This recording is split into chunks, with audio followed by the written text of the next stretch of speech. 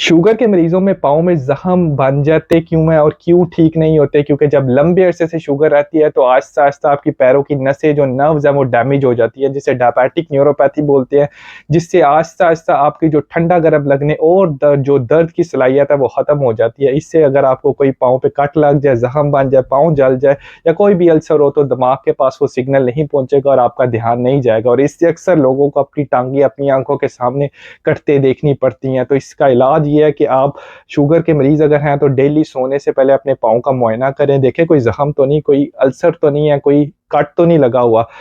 साल में 1 दफ़ा जो पाँवों का स्पेशलिस्ट होता है उससे मुआयना ज़रूर कराएँ। और दूसरा ये कि आपने अब रात को सोने से पहले पाँव को अच्छे तरीके से वॉश करके, को ड्राई करके अच्छे तरीके से मॉइस्चराइज़र का इस्तेमाल करें।